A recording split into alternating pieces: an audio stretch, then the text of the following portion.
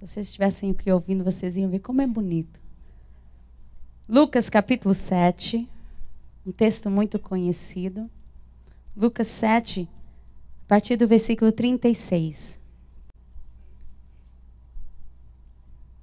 Diz assim: rogou-lhe um dos fariseus que comesse com ele. E entrando em casa do fariseu, assentou-se à mesa. E eis que uma mulher na cidade, que era pecadora, sabendo que ele estava à mesa, em casa do fariseu, levou um vaso de alabastro com unguento. E estando por detrás aos seus pés, chorando, começou a regar seus pés com lágrimas. E os enxugava com os cabelos da sua cabeça, e beijava seus pés e os ungia com unguento. Quando isto viu o fariseu que o tinha convidado, falava consigo dizendo: se esse fosse profeta, bem saberia quem e qual é a mulher que lhe toca, pois é uma pecadora. E respondendo Jesus lhe disse: Simão, uma coisa tenho a dizer-te. E ele disse: diz, mestre. Um certo credor tinha 2 devedores, um devia-lhe 500 dinheiros e o outro 50. E não tendo eles com que pagar, perdoou-lhes a ambos. Diz, pois, qual deles amará mais? E Simeão respondendo disse: tenho para mim que é aquele a quem mais perdoou. E ele lhe disse: julgastes bem.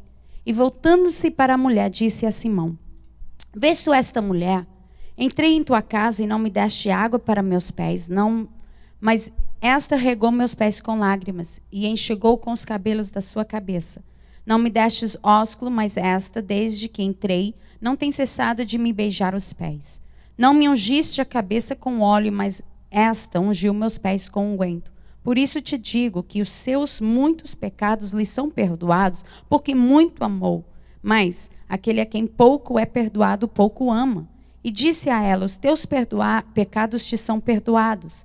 E os que estavam à mesa começaram a dizer entre si: quem é este que até o perdoa pecados?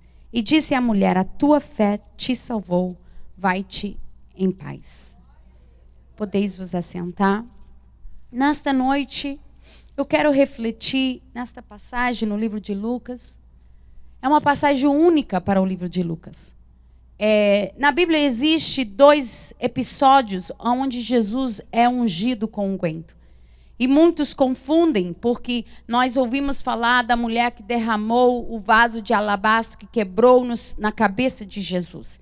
E este episódio que nós acabamos de ler, ele é diferente do outro episódio em que Jesus vai ser ungido para preparação da morte de Jesus. O outro episódio é a Maria, a irmã de Lázaro, quando Jesus está na casa de Simão, o leproso. Agora, Jesus está na casa do Simão, o fariseu. Então, por mais que existem algumas coisas em comuns, não é o mesmo episódio. Este episódio é único para o livro de Lucas. E o livro de Lucas era um médico, ele era amigo de Paulo, e ele foi um médico que decidiu buscar a história de Jesus com muito detalhe, com muita organização. Ele procurou esses detalhes para escrever seu livro. E o livro de Lucas, ele tem a intenção de mostrar um Jesus perfeito. É um livro que se diz que foi escrito para os gregos, procurando demonstrar um Jesus perfeito, porque os gregos, eles procuravam uma perfeição humana. Então, Lucas, ele vai tentar demonstrar um Jesus perfeito, né? E o livro de Lucas, nós vamos ver que vai apresentar um Jesus que não faz acepção de pessoas. Um Jesus que come com o cobrador de impostos, como come com o publicador, como come com os fariseus, ele come com qualquer tipo de pessoa. E no livro de Lucas, este é um dos encontros que nós vamos ver pelo menos mais 2 encontros, onde Jesus vai à casa de um fariseu. Ele é convidado para ir comer na casa de um fariseu. Nós não sabemos o local por certo. O encontro que se encontra nos outros livros de evangelhos sobre a mulher que vai quebrar o alabastro na cabeça de Jesus, vai ser perto de Jerusalém, na Judeia, aonde ele está perto na semana da sua morte. Agora, aqui neste texto, provavelmente, este encontro vai se dar na área da Galileia, no início do seu ministério. Não se tem por certo qual era a cidade específica, mas nós vamos entender que vai ser bem no início do seu ministério. E o que vai acontecer aqui? Este encontro não era um encontro amigável. Não era um encontro de alguém que estava querendo honrar Jesus. Certamente poderia ser num sábado, onde Jesus estava na sinagoga. E era costume da época, alguém que tivesse uma condição financeira, um espaço bom, era costume de convidar o mestre que estava ensinando na sinagoga, convidá-lo para vir jantar, para oferecer um jantar. Então, provavelmente, Jesus estava ensinando na sinagoga ou em algum lugar, e ele vai receber este convite, como é muito comum aqui, após o culto. Se você ficar observando, sempre tem um convite por aí para você ir comer em algum lugar. O povo gosta de se unir na hora de comer. E era muito comum isso. Então, nós vamos ver que era um horário da janta, um horário da noite.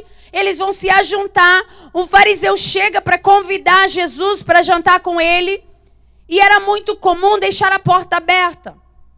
Receberem as pessoas para que elas também pudessem ouvir o mestre falar mais um pouco. E agora este fariseu, ele não vai convidar Jesus com a boa intenção de honrá-lo. Ele vai convidar Jesus com a intenção de observá-lo.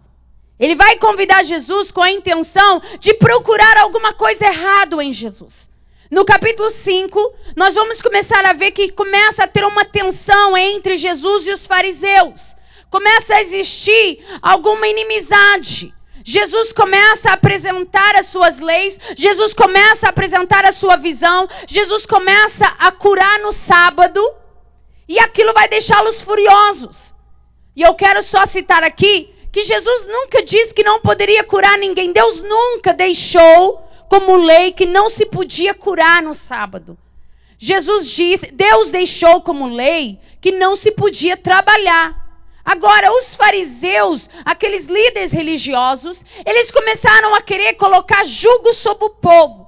Começaram com boas intenções, eles perderam o objetivo e o foco da lei de Deus. Eles tinham boas intenções, porém eles perderam o objetivo e o foco da lei do Senhor. A lei do Senhor não era para um jugo. E então eles vão começar, quando Deus diz que não era para trabalhar, eles vão dizer que não se podia curar, não se podia fazer nada. E vão colocar um jugo sobre o povo. Agora Jesus não estava nem aí pelo aquilo que eles pensavam. Jesus fazia o que ele queria e por isso eles começaram a ficar furiosos. E Jesus começava a confrontá-los e nós vamos ver, desde o capítulo 5, você vai começar a ver uma tensão. Quando ele cura aquele leproso, quando ele cura o paralítico, nós vamos ver a partir do capítulo 5, versículo 17. Os fariseus, os doutores da lei, eles estavam por perto. E no versículo 21, eles vão dizer, depois de uma cura, começaram a razoar, dizendo, quem é este que diz blasfemas, que perdoa pecados? No capítulo 5, nós já vamos começar a ver, no versículo 30, e os escribas deles e os fariseus murmuravam contra os seus discípulos. No capítulo 6, você vai ver também no versículo 7, e os escribas fariseus observavam que curava no sábado. Eles começaram a reclamar de Jesus porque Jesus estava comendo com os publicanos, porque os fariseus eram aquelas pessoas que eram separados.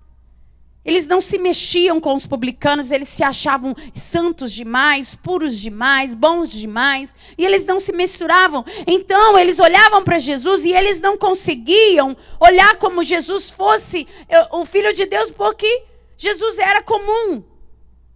E por causa disso, Jesus não fazia acepção de pessoas, Jesus não colocava eles no... Eu amo o Evangelho porque o Evangelho não dá diferença a ninguém. O Evangelho não coloca ninguém melhor do que o outro. Não é porque eu prego que eu sou melhor do que alguém, não é porque eu canto, não é porque eu faço, ou porque eu limpo o banheiro. Nada nos faz diferença para Deus. Todos nós somos barro. Barro pode ter várias cores, mas não passa de ser barro. E isso eu acredito que os fariseus não gostavam, porque o Evangelho de Cristo não fazia essa separação. E automaticamente quem está ganhando e quem está tendo uma visão acima, não quer se render a um evangelho que vai lhe colocar igual ao seu irmão. Ele não quer descer. E eles não gostavam da mensagem de Cristo justamente por isso. E o que vai acontecer aqui é que Lucas vai nos mostrar no capítulo 7 que eles vão rejeitar o batismo de João. Lucas capítulo 7, você vai ver no versículo 29, e todo o povo que ouvia e os publicanos, tendo sido batizados com o batismo de João, justificaram a Deus. Ou seja, João vem pregando, arrependei-vos, raças de Bíblia, arrependei-vos, é chegado o tempo. E muitos vão se batizando. O batismo era sinal de arrependimento. Até os dias de hoje, quem se batiza, reconhece que é pecador e que precisa de Cristo. O batismo sempre foi um sinal de arrependimento.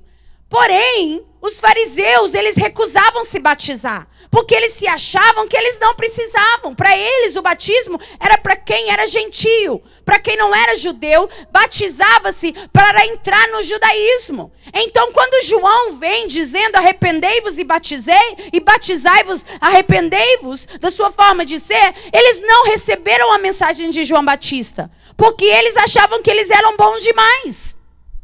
E depois nós vamos ver no versículo 30, a partir do capítulo 7, mas os fariseus e os doutores da lei rejeitaram o conselho de Deus contra si mesmo, não tendo sido batizados por eles. E Lucas, ele vai mostrar essa inimizade. A partir do capítulo 5, ele vai demonstrando essa inimizade. E agora chega o capítulo 7, e ele vai falar desta ocasião.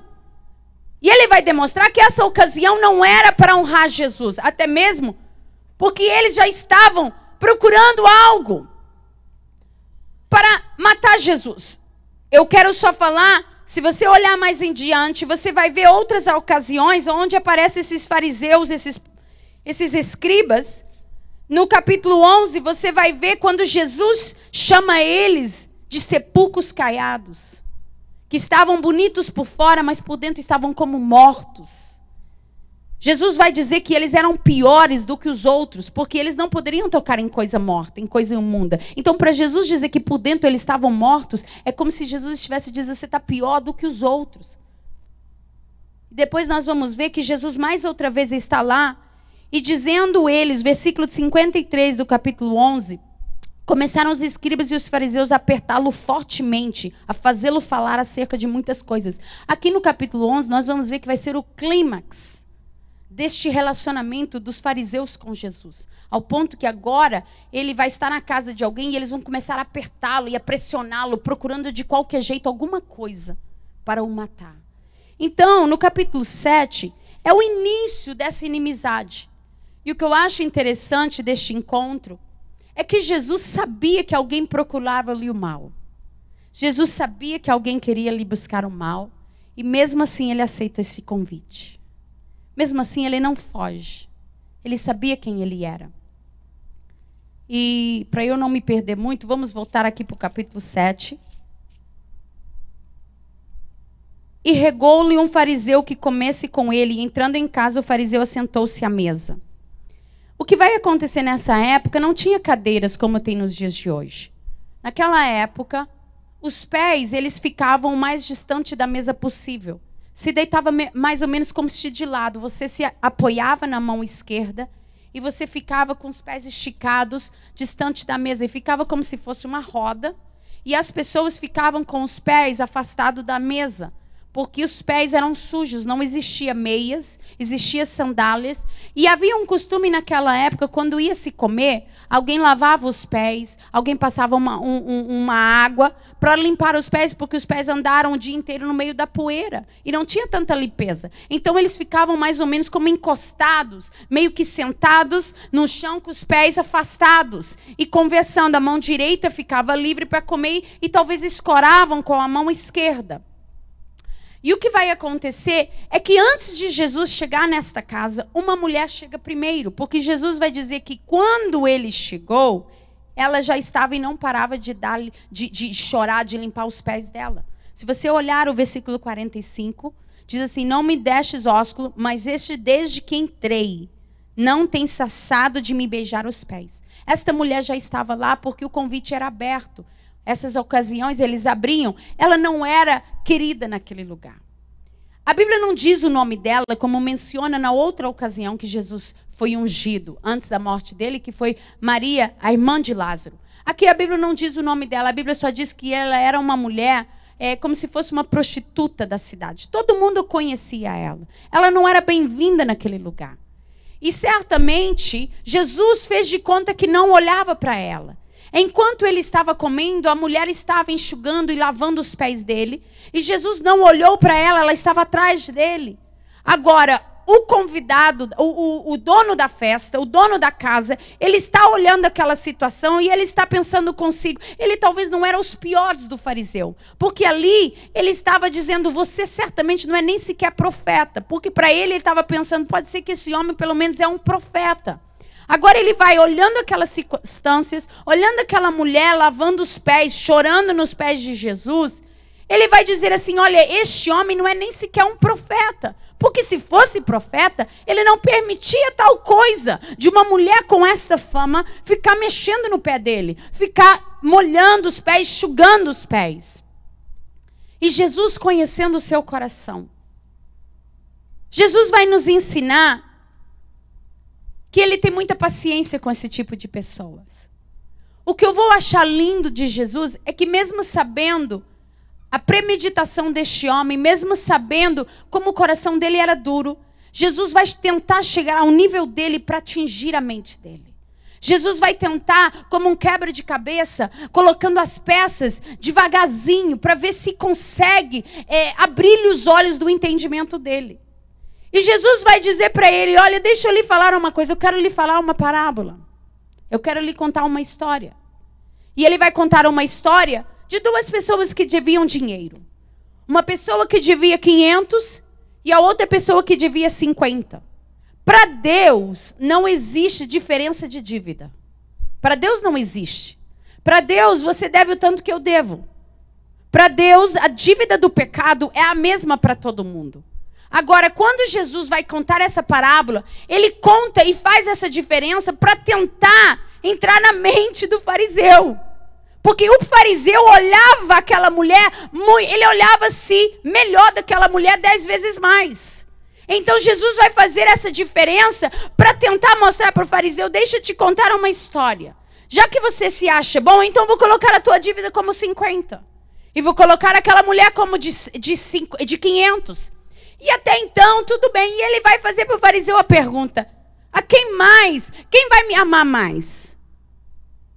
E o próprio fariseu vai dizer com a boca dele, a quem mais é perdoado, vai amar mais. Então, aquele que tinha maior dívida, vai amar mais. O que ele não vai entender é que nenhum deles poderia pagar a dívida. Não faria diferença se eu devo 50 ou se eu devo 500. Porque eu não tinha condições absoluta nenhuma de pagar a dívida. O moral da história é que não tinha condições de pagar a dívida. E então Jesus vai tentar entrar na cabeça daquele fariseu para mostrar-lhe que ele não era diferente daquela pecadora. Que diante de Deus, e se tinha alguém que entendia de valor de pecado, era um fariseu. Ele conhecia a lei sacrificial, ele conhecia o sistema de sacrifício, e ele sabia que para Deus o pecado era pecado, não existia uma diferença. Só que aquele homem continua olhando para a mulher pecadora, e ele deixa de olhar para si mesmo. Ele continua observando Jesus, deixando de observar a si mesmo. E quantas vezes nós estamos na casa do Senhor? Nós gostamos de observar o nosso irmão, mas não vemos dentro de nós. É muito fácil olhar a trave no nosso irmão, mas não vemos a trave nos nossos olhos. O cisco do nosso irmão e não vemos a trave dos nossos olhos. E o que eu entendo aqui é que todos nós já tivemos encontros com fariseus. Se nós não fomos também, fizemos um papel de fariseu. Todos nós já tivemos encontro com aquela pessoa que procura um defeito nosso, que procura nos observar para dizer que nós não prestamos, para dizer que você não é bom o suficiente. Todos nós já tiveram um encontro com alguém para nos intimidar. E o que eu acho lindo é que Jesus não se deixou contaminar com os fariseus. Não é porque ele andava no meio de pessoas que procuravam um defeito dele que ele permitiu que aquilo mudasse o foco dele. O amor que ele tinha por todos falava mais alto do que os defeitos e as pessoas tentando buscar o mal dele. O amor que ele tinha, a missão que ele tinha, ela era maior do que os defeitos e do que as intimidades que alguém poderia fazer com ele. E agora Jesus vai e aceita esse convite e ele está tentando entrar no coração do fariseu. Ele está tentando mostrar para o fariseu que ele não era diferente para Deus. E quando o fariseu diz, olha, a quem mais é perdoado, mais vai amar. Jesus vai dizer, pois é, mas por isso que essa mulher faz o que ela faz. Eu cheguei na tua casa e você não fez nem o mínimo do que se deveria fazer com um convidado. Você não cuidou dos meus pés, você não me deu ósculo santo, você não me ungiu, você não fez nada comigo e essa mulher faz. E o interessante é que até então, Jesus estava de costas para ela. Até então ele estava olhando para Simão. Quando ele responde, olha, quem mais é perdoado, mais ama. Agora Jesus vira as costas para Simão e começa a falar com a mulher. E ele começa, e ali naquele momento ele rejeita Simão. Porque o próprio Simão vai declarar com a boca dele que quem mais vai amar é quem mais é perdoado. E a minha pergunta é um texto muito conhecido, mas o que eu quero refletir hoje, se nós olhássemos para essas duas personagens, Simão, o fariseu, e olhássemos para essa mulher que é pecadora, provavelmente uma prostituta, quem nós nos identificamos melhor com a nossa expressão de amor? Como anda a nossa expressão de amor? Esta mulher, ela foi para a casa do Simão fariseu e ela já foi com a intenção de ungir Jesus na cabeça. Ela não foi com a intenção de molhar-lhe os pés. Ela imaginou que alguém ia lavar os pés dele. Ela já foi mal vista, já foi num lugar que sabiam que não queriam ela ali. Mas o amor que ela tinha era tão grande, eu não sei, talvez Jesus encontrou com ela antes em algum caminho. Ela sabia quem era Jesus, de alguma forma tinha ouvido falar de alguma coisa de Jesus. E ela vai, independente das circunstâncias, e ela entende que o amor que eu tenho por Deus, ele é tão grande que não faz diferença quem está olhando para mim. Não faz diferença se estão me rejeitando, se estão falando mal de mim, se não gostam de mim. O amor que eu tenho por Deus, ele vai mais além. E aquela mulher, ela vai para aquele lugar, ela chega primeiro do que Jesus, e ela não foi com a intenção de lavar os pés. Ela foi com a intenção de ungir talvez a cabeça. E quando ela chega lá e vê que ninguém faz nada com Jesus, ela começa a se prostrar diante dele. E o que eu entendo é que o nosso amor, ele tem que falar mais alto do que os desafios das circunstâncias. Não existe perdão. Não existe perdão sem você mostrar uma gratidão. Eu não sou perdoada porque eu amo a Deus, mas eu amo a Deus porque Ele me perdoou.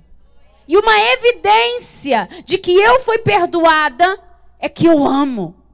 Eu acho interessante que desde o início do culto nós viemos falando de amor. Amor é a obra central do Evangelho. Amor é o sinal que diz que nós somos de Deus. O amor é o sinal que os outros lá fora do mundo vão ver que nós somos dele, porque nós amamos. Agora a minha pergunta é como anda a demonstração do nosso amor? Porque aqui Jesus vai mostrar que o amor é consequência do perdão. E não é que você deve mais ou deve menos, que para Deus o preço da dívida era impagável. Jesus decidiu pagar o preço, independente de quanto você devia. Não faz diferença se eu pequei mais ou pequei menos, não existe isso. O que existe é que nenhum de nós poderíamos pagar o preço do pecado. Cristo morreu na cruz para nos libertar do pecado, para nos libertar da escravidão, da lei do pecado.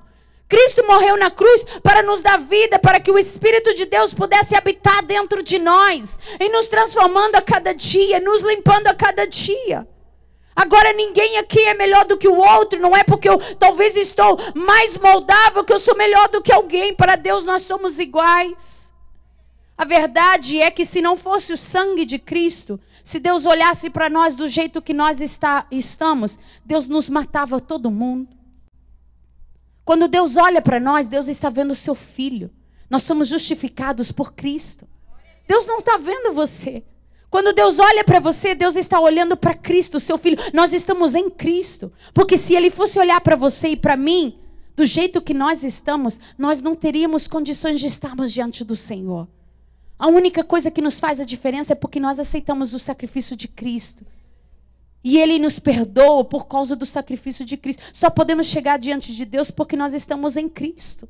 Porque quando Ele olha para nós, Ele vê o seu filho, Ele não nos vê.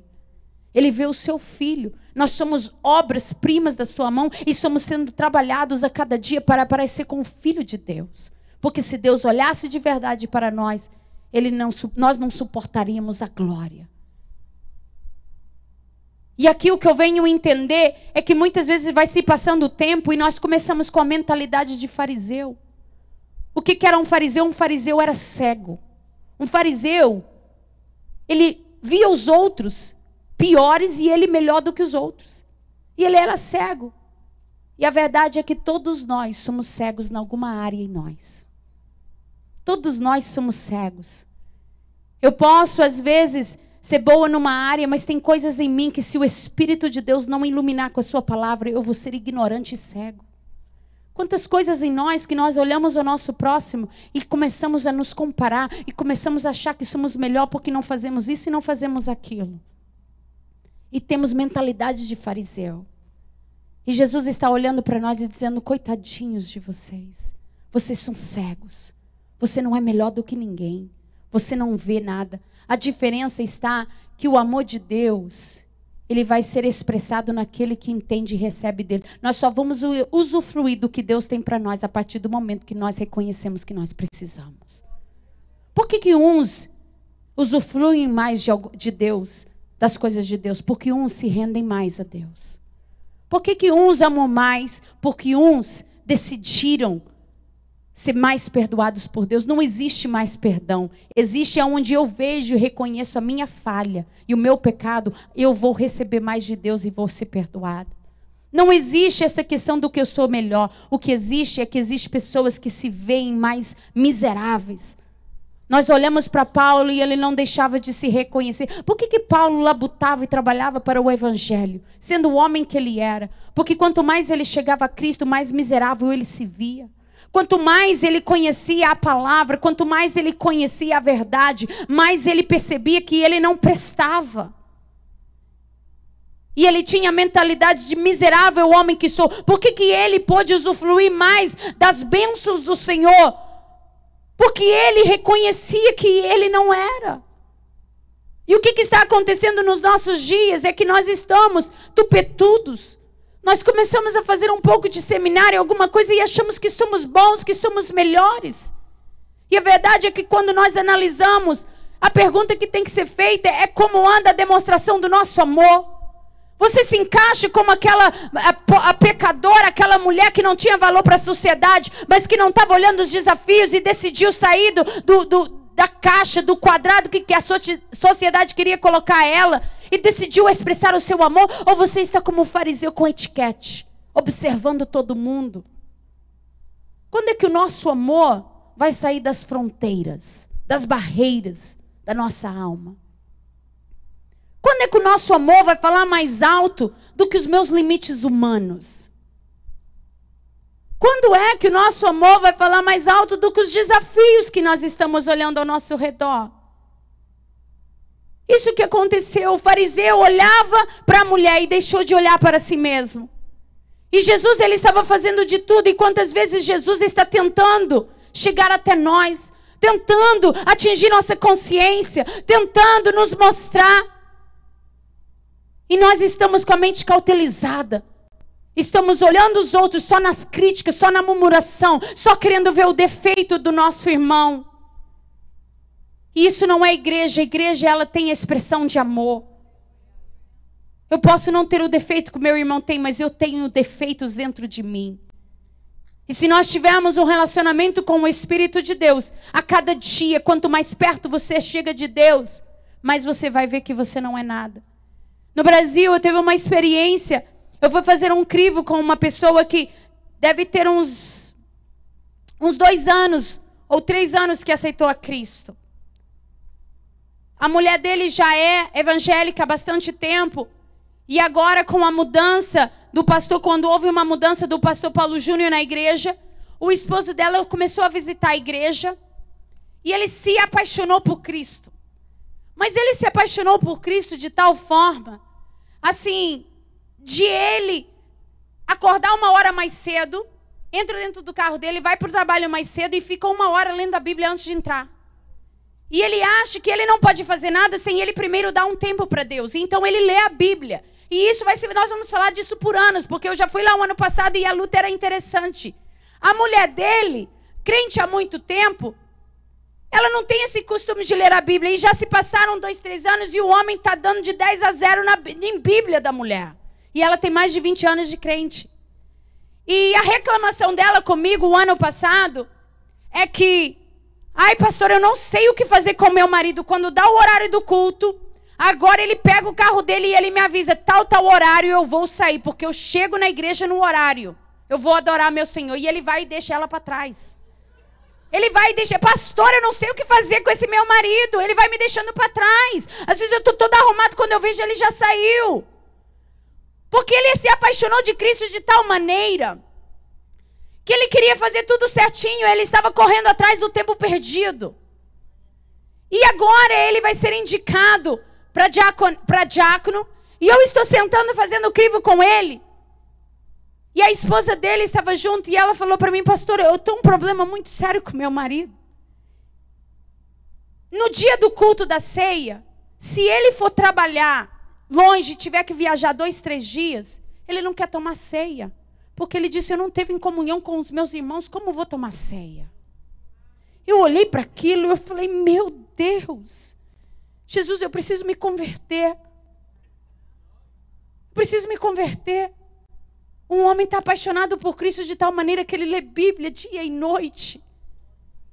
Ele leva as coisas do Senhor tão a sérias, que ele se sente que não tem condições de tomar ceia, porque ele não teve condições de estar no culto, por causa do trabalho. Não é porque ele não quis ir no culto. E quando está tendo culto que ele não tem condições de estar no culto, ele se sente mal, porque ele não está presente. E eu olhei aquilo, eu não sabia responder. Mas eu virei para ele, eu falei para ele, ele estava frustrado. Ele estava frustrado, porque ele não conseguia fazer melhor. E não estava no alcance dele. E eu virei para ele e falei para ele assim, irmão Carlos, eu vou falar para você uma coisa, quanto mais você conhece o Senhor, mais frustrado você vai ficar. A verdade é essa. Quanto mais você conhece o Senhor, mais um lixo você vai se sentir. Mais perdão você vai receber. Maior vai ser a dívida que você vai ver que você deve. Quanto mais você conhece o Senhor, você não tem condições de olhar para o teu irmão e dizer que ele tinha maior dívida. A verdade é que a maior dívida está naquele que tem a maior revelação. Porque a dívida era grande para todos. A diferença está na minha ótica que eu tenho dela. E eu virei para ele e falei assim, você não pode se frustrar por causa disso. Porque quanto mais você conhecer ao Senhor, mais você vai ver que você não é ninguém. E ele começava a chorar. Mas aquilo me encantou naquele homem, porque às vezes nós passamos tanto tempo na casa do Senhor e nos acostumamos com quem nós somos. Nos acostumamos com uma tradição e começamos a perder a sensibilidade de Deus.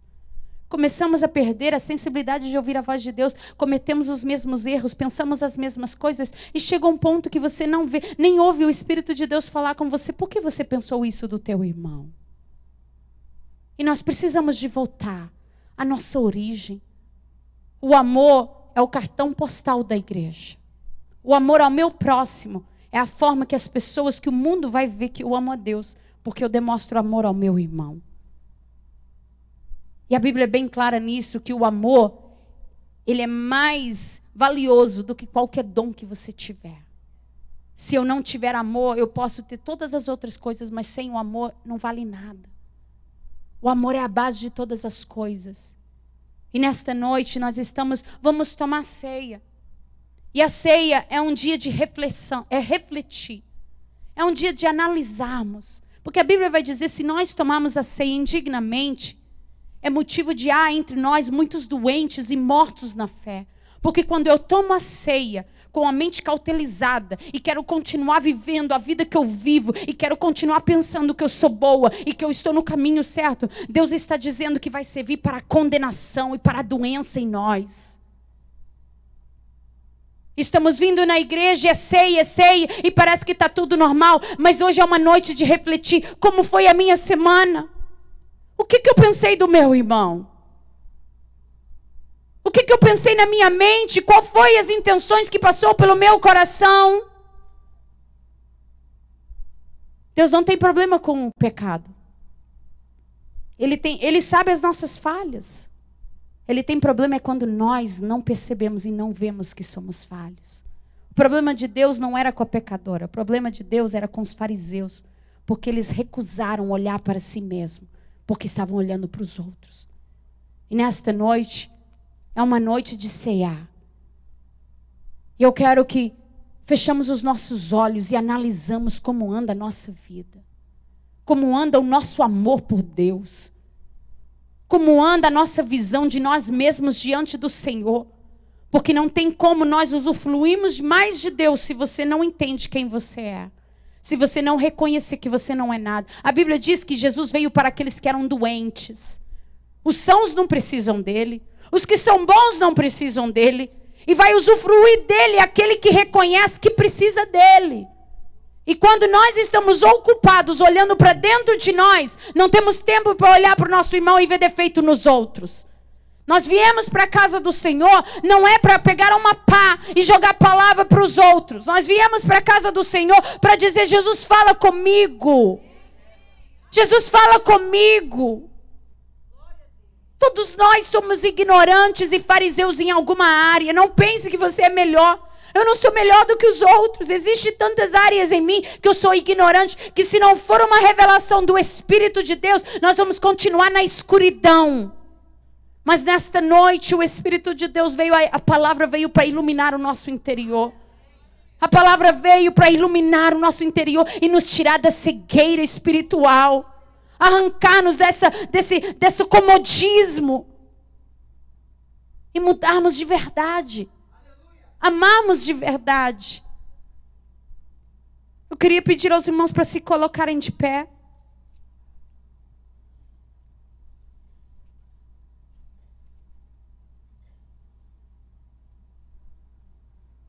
A salvação não vem pelas nossas obras.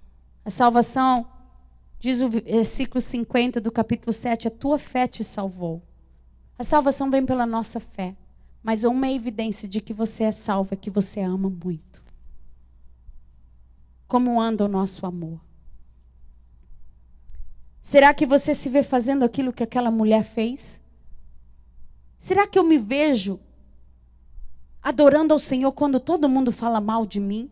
Quando levantam um falso contra mim? Será que o meu amor por Deus ele prevalece diante das circunstâncias adversas? Ou será que eu fico em observação? O verdadeiro amor, ele fala mais alto do que as pessoas falam de mim ou pensam de mim. E eu quero dar a oportunidade a você que está aí. Você que está dizendo, olha, tem alguns momentos que eu deixei de olhar para dentro de mim para olhar para o meu irmão. Tem alguns momentos que o meu amor não foi tão grande quanto deveria ser. Onde eu falhei no amor. Eu quero dar a oportunidade para você que está aí. Hoje é um dia de ceia e não saia deste lugar. Porque a palavra de Deus, tanto ela trabalha para nos transformar, como ela trabalha para nos julgar. E hoje é uma oportunidade de você se render ao Senhor e dizer, Senhor, me perdoa. Eu me arrependo e eu quero mudança. Eu quero vigiar meu coração, deixar de olhar os outros e olhar para dentro de mim. Porque o que o diabo quer é você olhando para as pessoas para você deixar de olhar dentro de você. Existe alguém que está dizendo, olha, eu não posso cear sem eu chegar diante do Senhor e pedir-lhe perdão. Tem tantas áreas que eu estou errando, mas não quero continuar errando. Tem tantas coisas que eu estou pensando e agindo e fazendo errado, mas eu quero viver o evangelho de verdade. Onde está alguém que quer dizer para o Senhor, Senhor, eu quero vigiar o meu coração. Eu quero vigiar as minhas atitudes, eu quero vigiar o meu ser. Eu quero guardar os meus pensamentos à minha boca e deixar de olhar para o lado. Não olhe para A e para B o que estão fazendo. Porque a salvação é individual, a revelação de Cristo é individual. Ela não é baseada nos outros. Já tem tanta coisa dentro de mim para mim olhar que nós não temos tempo para perder com as circunstâncias. Nós não temos tempo para perder com o que os outros estão fazendo. E o nosso amor, ele tem que expressar mais alto. Será que nós podemos olhar para dentro de nós e vemos atitudes de amor? Porque o perdão de Deus, ele vai ter as circunstâncias, as consequências de sermos perdoados por Deus, é o amor. Quem muito é perdoado, muito ama. E nós estamos em falta deste amor. Nós estamos em falta. Se existe alguém aqui que quer dizer assim, olha, eu preciso ser diferente. Eu estou tão ocupada olhando para a vida dos outros que eu estou deixando de olhar para a minha. Tem alguém que está dizendo, eu quero uma mudança a partir de hoje. Se não tem, eu vou orar. E você é livre para meditar. Você é livre. Hoje é um dia de ceia. E você é livre para orar ao Senhor. Mas não seja hipócrita como um fariseu. Não seja hipócrita como um fariseu. Porque tomar a ceia do Senhor é algo muito sério. É nós participarmos do sangue de Cristo. É nós dizemos que nós nos identificamos com Cristo. Que nós morremos. Tomamos a ceia. É dizemos que eu estou morta. E morto não sente, não fala. Não age por si próprio. Senhor, nós viemos diante de Ti. O que seríamos de nós se não fosse o Teu amor por nós? Senhor, o que seríamos de nós se não fosse a Tua paciência para conosco? Quantos de nós, ó Deus, temos corações duros, de dura cerviz? E ouvimos tantas verdades, ó Pai, e muitas vezes recusamos nos render a Ti. Recusamos, ó Deus, viver de acordo com os Teus princípios. Senhor, mas nós estamos diante de Ti porque queremos ser mudados. Pai, como igreja, nós queremos refletir o amor verdadeiro. Ajuda-nos, ó Deus, a amar o nosso próximo de verdade com o amor de Deus. Espírito de Deus, começa a gerar dentro de nós um amor verdadeiro. Não um amor, ó Deus, humano. Um amor que ama porque recebeu em troca, Pai. Mas um amor incondicional. Um amor que ama porque fomos amados por Deus. Senhor, abra os nossos olhos para entender, ó Deus, o Teu amor. A revelação do Teu amor, ó Pai, que ela venha penetrar dentro do nosso interior, ó Pai, e nos constranger. Começa a nos constranger, ó Deus, até nos nossos íntimos dos pensamentos. Oh, Espírito de Deus, vai quebrando a dureza do nosso coração e tudo aquilo que nos impede, ó Deus, de vermos o nosso próximo como o Senhor vê.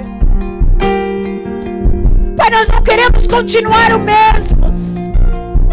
Nós estamos aqui, ó Deus, vamos tomar da ceia do Senhor.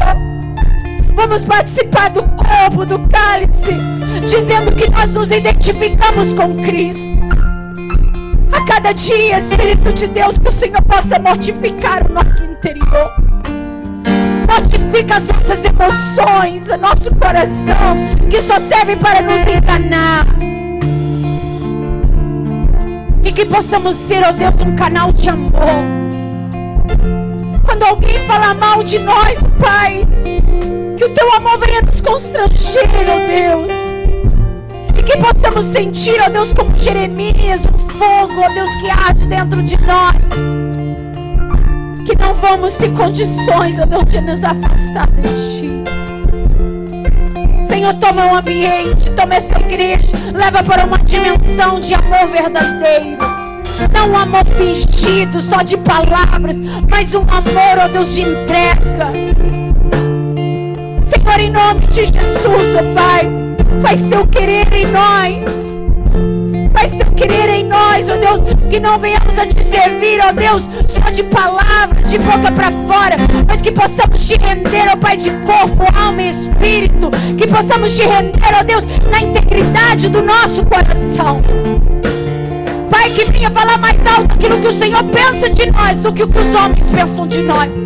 Que venhamos a nos preocupar mais, ó Pai, com aquilo que o Senhor está olhando para dentro de nós do que aquilo que as pessoas estão dizendo. Toma o Teu lugar em nós. Guarda-nos, ó Deus, guarda o nosso coração, ó Deus, de pensarmos que somos bons. Guarda os nossos corações de nós mesmos, da vaidade e do orgulho, Senhor. E quando o Senhor, ó Deus, fizer algo através de nós, que o Senhor venha nos manter os nossos corações humildes, e que possamos reconhecer que não somos nada se não for a tua graça e a tua misericórdia. Pai, nós te damos graça e continua conosco. Nós te louvamos e te adoramos em nome de Jesus.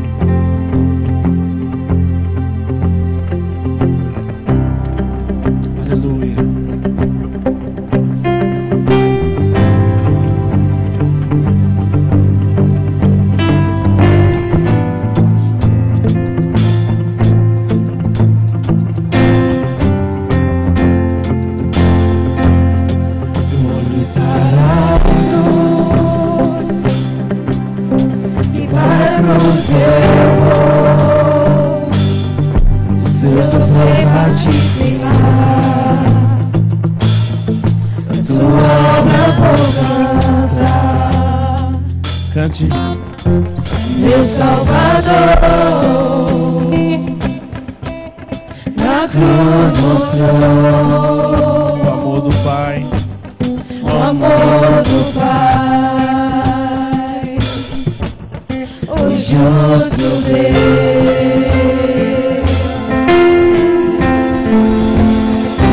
Pela cruz me chamou, gentilmente me atraiu, eu sem palavras me aproximo, quebrantado no seu amor.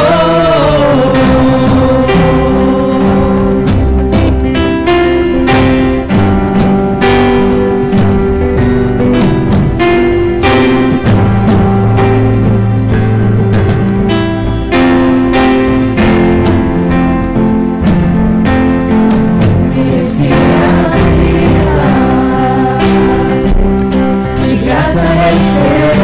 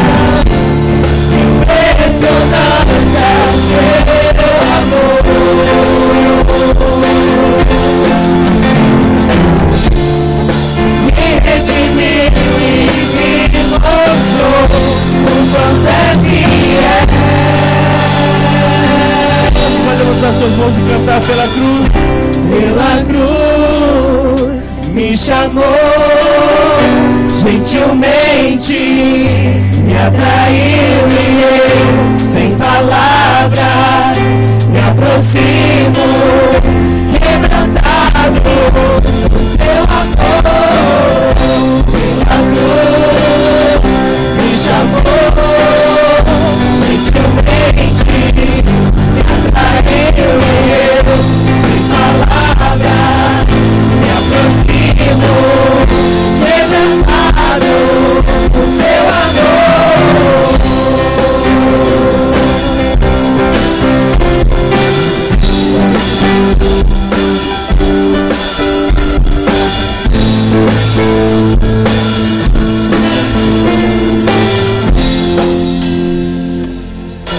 Porque eu recebi do Senhor, porque também vos ensinei, que o Senhor Jesus, na noite que foi traído, tomou o pão, e tendo graças o partiu, e disse: tomai e comei, isto é o meu corpo, que é partido por vós, fazei isto em memória de mim. Semelhantemente também, depois de cear, tomou o cálice, dizendo: este é o cálice, é o novo testamento no meu sangue. Fazei isto todas as vezes que beberdes em memória de mim. Porque todas as vezes que comerdes este pão e beberdes esse cálice, anunciais a morte do Senhor até que a venha. Portanto, qualquer que comer este pão ou beber esse cálice do Senhor indignamente, será culpado do corpo e do sangue do Senhor. Examine-se, pois, o homem a si mesmo, assim como deste pão e beba desse cálice. Porque o que come e bebe indignamente, come e bebe para a sua própria condenação, não discernindo o corpo do Senhor. Por causa disso, há entre vós muitos fracos e doentes, e muitos que dormem. Amém? Os obreiros podem lavar as mãos. Aquele que for participar da ceia, o que não for, pode tomar seu assento. Você que não é batizado, você que não foi batizado nas águas, você toma seu assento. Fique de pé somente aqueles que vão participar da ceia do Senhor. Você que é de outra igreja, que está em comunhão com a sua igreja, você seja bem-vindo para participar da ceia do Senhor. Acabamos de ler um texto muito sério, onde até a nossa pastora acabou de ministrar, e quando nós vemos a seriedade da palavra do Senhor, quando Paulo escreve à igreja de Corinto, ele nos orientando e nos dando uma exortação para que nós não venhamos cometer o mesmo delito que o povo de Corinto cometia. O povo onde estava misturando o sagrado do profano. O povo que não discernia o que era participar do corpo de Cristo e beber do sangue, do cálice do Senhor. E que nessa noite, neste culto de ceia, nós já vamos orar pelo pão, nós já vamos orar pelo vinho. Que você faça um autoexame de si mesmo. Olha o que está dentro do teu coração, para que você não venha tomar deste pão. Porque por enquanto o que os obreiros estão fazendo, eles estão picando o pão. É pão. Está ali do lado, é o suco. É o suco. Mas depois que nós orarmos sobre este pão e sobre este vinho, simbolicamente será o corpo de Cristo e o sangue do Senhor. Por isso que entre vós há muitos enfermos, muitas pessoas doentes, muitas pessoas que não avançam, muitas pessoas que não têm ânimo de buscar o Senhor, não têm ânimo de servir o Senhor, porque participa do corpo e do sangue de Cristo indignamente, com o coração todo poluído, um coração impuro, um coração imperdoável, um coração que olha para a cara do irmão, a vontade que é de voar na goela dele, pisar, para que ele nem venha respirar. Não temos o amor a qual a pastora pregou aqui, e é isso que Deus quer de mim e de você, que nós amamos uns aos outros. Ouvimos um testemunho maravilhoso hoje aqui da missionária Sandra, louvando e sendo grata ao Senhor por aquilo que Deus usou a igreja, o corpo dele, a igreja, a noiva dele, para servi-la. Uma unidade, uma comunhão. Porque o povo ama a missionária Sandra.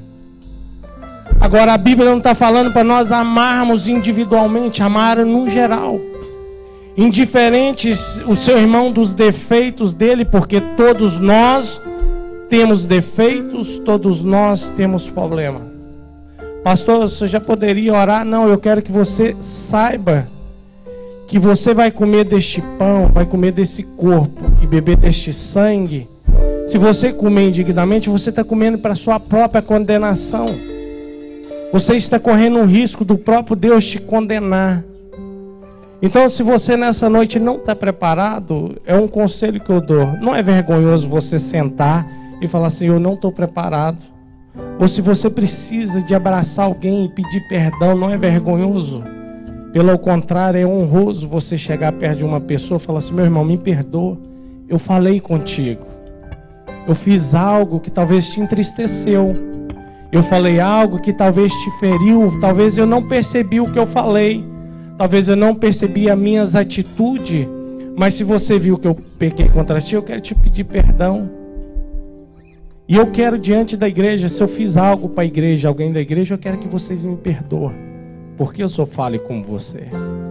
Pastor não é super-herói. Pastor não é Deus, pastor é comedor de arroz e feijão como você.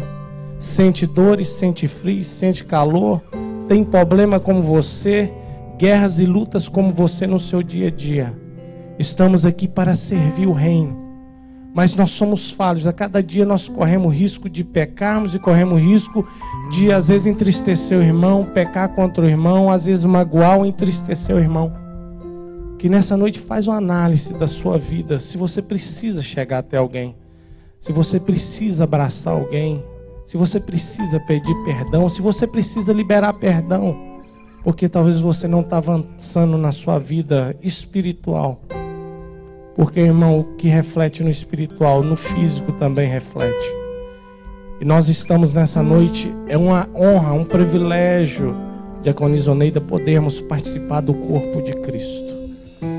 É um privilégio, pastora Maria, podermos participar do sangue de Cristo, porque Ele morreu. O preço nem eu, você tinha condição de pagar. A Bíblia fala que Ele rasgou a nota promissória. Ele nos livrou do condenação eterna. E você está aqui nessa noite, onde você está tendo a honra e o privilégio, onde você vai participar desse vinho, você vai participar deste pão. Simbolicamente você vai tomar do sangue de Cristo e comer da carne dele. Não come indignamente, para que você não venha sofrer, se você não venha ficar enfermo espiritual, ou que você possa passar por circunstâncias diversas e você não saber, por falta de discernimento, não compreender as coisas do Senhor. Pai, nesta noite queremos, ó Deus, apresentar este pão a Ti. Na minha mão, Senhor, por enquanto é pão, mas eu peço a Ti que o Senhor consagra ele nesta noite. Simbolicamente, Pai, é o Teu corpo. Senhor, que quando cada um tocar neste pão, Senhor, que eles possam, pessoas ser curadas, pessoas ser, Pai, restabelecida, que Teu nome venha a ser glorificado. Continua abençoando a Tua igreja. Senhor, que a Tua igreja nessa noite possa descer diante da Tua presença e o Teu nome venha ser glorificado através da vida deles. Por isso, nesta noite eu abençoo e consagro esses pão, Pai, que a partir de agora não é pão, mas simbolicamente é o Teu corpo. Da mesma forma, Senhor, eu peço a Ti, ó Deus, que nós consagramos este vinho. Senhor, este vinho, Pai, simbolicamente ele é Teu sangue. Que quando participarmos deste sangue, meu Deus, Que o Senhor possa mudar vidas aqui nessa noite. Que o Senhor possa, Pai, nos transformar de dentro para fora. Porque, Pai, é o Teu sangue que foi derramado na cruz do Calvário.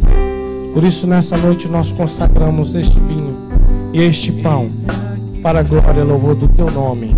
Em nome de Jesus.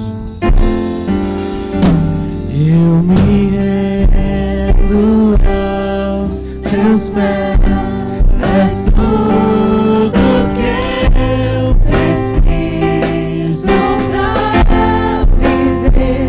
Eu me lanço aos Teus braços, onde encontro São os braços,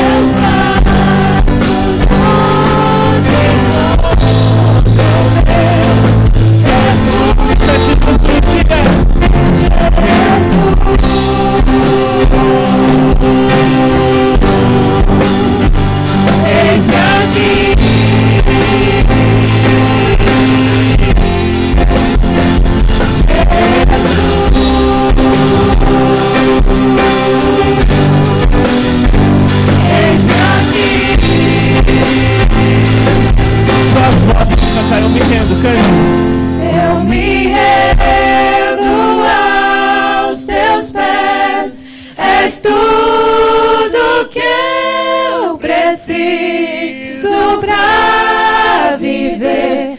Eu me lanço aos Teus braços, onde encontro meu refúgio. Jesus, não há outro nome como o nome de Jesus. Eis-me aqui.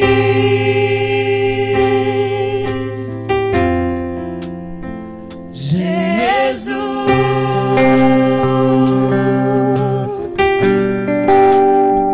eis-me aqui. Você pode cantar, igreja? Diga: Jesus, eis-me aqui. Jesus, cante com toda a sua força. eis-me aqui.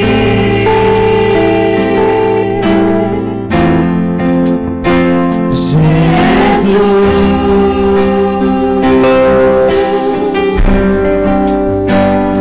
eis-me aqui. Cante bem forte, Jesus.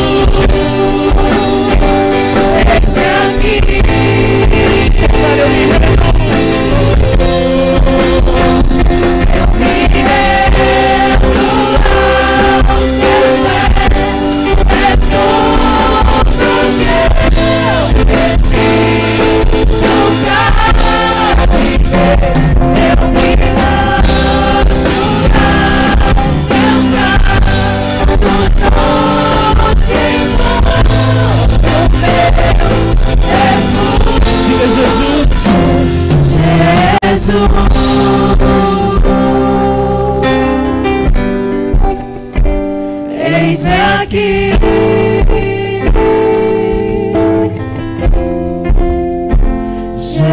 Jesus,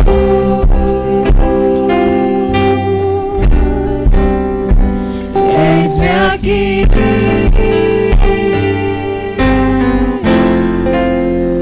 Aleluia. Todos têm o pão, todos têm o vinho, o suco. E disse Jesus: isto é o meu corpo, que é partido por vós. Fazei isto em memória de mim.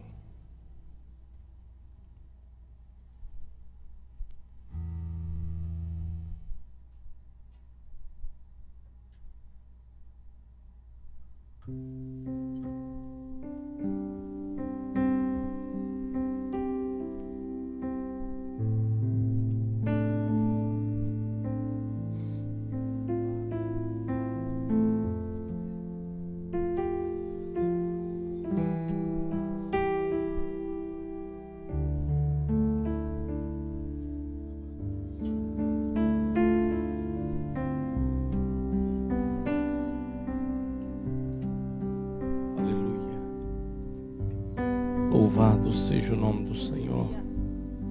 Glorificado aquele que vive para todo sempre. O Senhor é santo, Ele é maravilhoso. Nós vamos fazer algo diferente aqui nessa noite. Você vai sair do seu lugar. Você vai trocar o seu cálice com alguém. E vai falar para ela assim: você é especial, eu te amo. Sai do seu lugar rapidamente. Fala: você é especial, eu te amo. Aleluia. Pode sair, pode sair.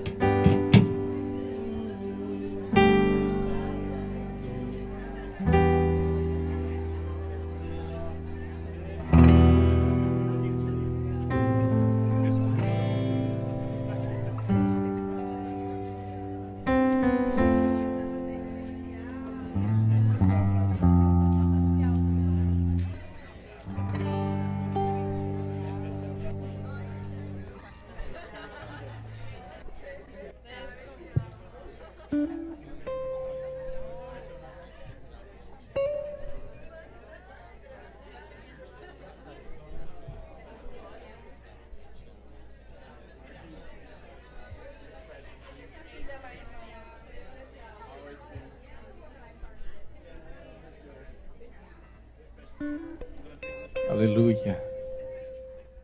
É isso que Deus quer entre a igreja: a unidade, a comunhão, o amor. Aleluia.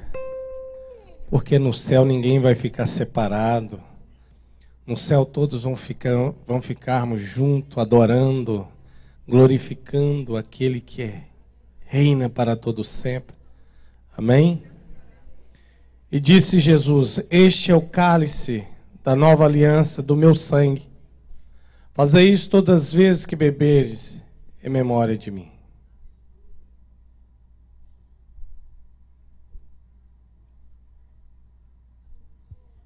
Aleluia. Aleluia.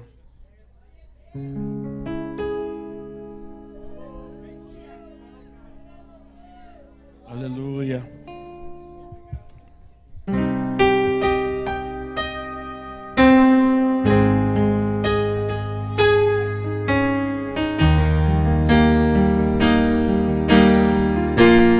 Só o Senhor é santo. Santo, Santo é o Senhor, Rei dos reis. A Ele eu canto e rendo glória,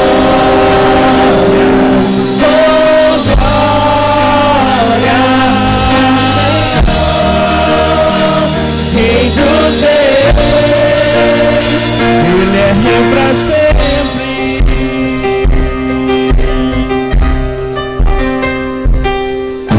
Eu quero adorar, eu quero exaltar, eu quero render glória a quem merece glória.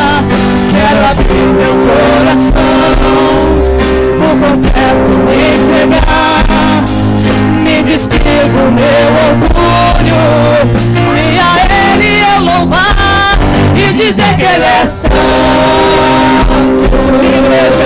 Santo é o Senhor, Rei dos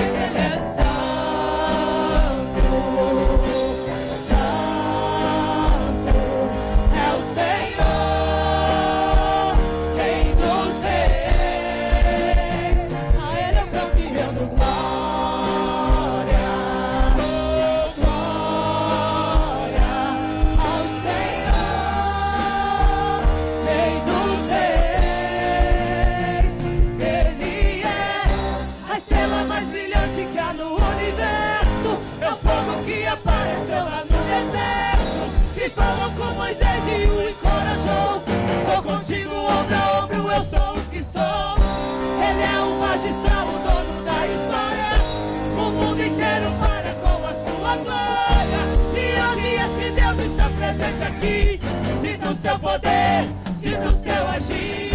Ele é o rei dos reis, o guarda de Israel. É o começo de tudo, ele é fiel. Com toda a minha vida eu vou o exaltar, eu vou o adorar e dizer que ele é santo. Outro como tu, Senhor. Santo é o Senhor, rei dos reis.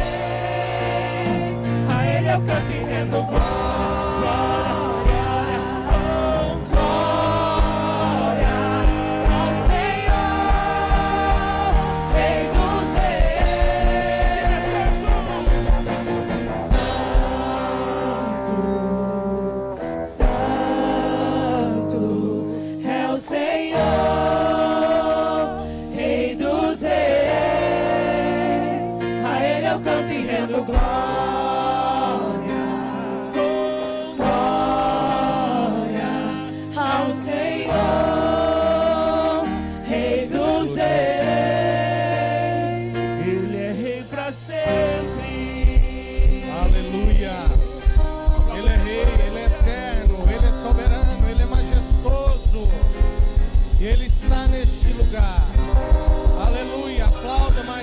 Que é para Ele.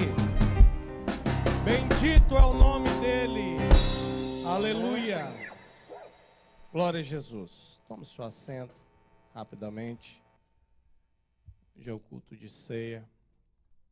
Irmãos, todos nós sabemos que nosso pastor está no Brasil e a sua mãe está enferma, internada. E tudo há despesa e tudo há gasto. E nós sentamos juntamente com a Comissão de Finanças, conversamos com o vice-presidente do Ministério, e todo o Ministério estão fazendo algo em prol da vida da mãe do pastor Tênis. E nessa noite nós não vamos fazer diferente. Nós vamos estar ofertando ao Senhor, tirando uma oferta nesta noite em prol da vida da irmã Honorina. Amém? O nosso pastor, ele é um homem de Deus, um homem que ama esta igreja, ama a sua vida. E nós nessa noite nós vamos estar tirando essa oferta. Que você nessa noite possa dar com alegria para a serva do Senhor. Esse dinheiro vai ser enviado para arcar com as despesas que estão tendo, porque não são poucas. No Brasil as coisas não são fáceis. Que nós possamos ajudar a semear numa vida de uma pessoa que ali a terra é fértil. Uma pessoa que nunca mediu esforços para falar do amor de Cristo, que é a mãe do pastor. É uma mulher íntegra, uma mulher temente ao Senhor, uma mulher que serviu o Senhor com alegria, não olhando as adversidades, mas sempre esteve ali adorando o Senhor. Gostaria de pedir aos obreiros que passassem os envelopes para os irmãos, que você possa nessa noite estar abençoando a serva do Senhor. O nosso pastor, ele não pediu, e jamais você iria ver ele subir nesse altar para pedir. Mas nós, como igreja, nós não precisamos muitas das vezes ter que esperar alguém pedir, mas que nós como igreja, e essa igreja é uma igreja abençoadora. Eu louvo a Deus que essa igreja, todas as vezes que o nosso pastor subiu aqui para falar algo, essa igreja moveu e abençoou. E eu creio que hoje não vai ser diferente. Amém? Você está fazendo para a serva do Senhor. Glória a Jesus.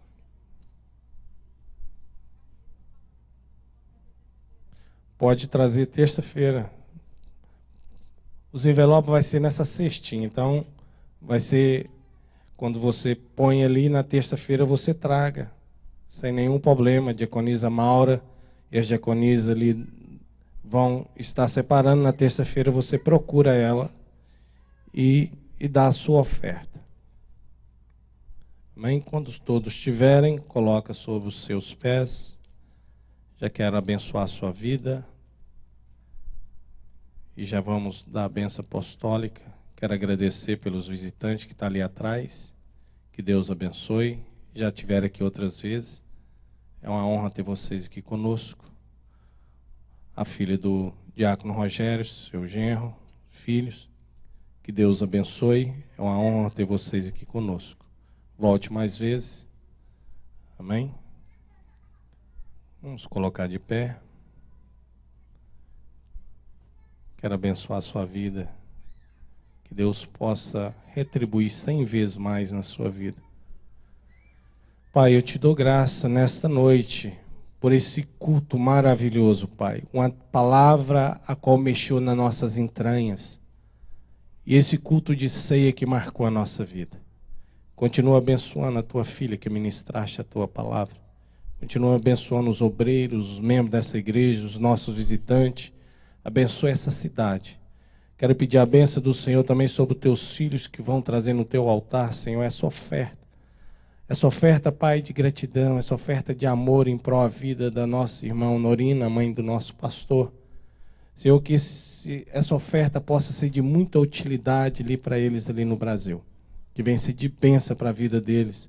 E que o Senhor possa, Senhor, retribuir os teus filhos 100 vezes mais, tudo aquilo que eles têm feito em prol desta igreja, em prol deste ministério. Por isso, nessa noite, nós te agradecemos por tudo, em nome de Jesus. Traz sua oferta.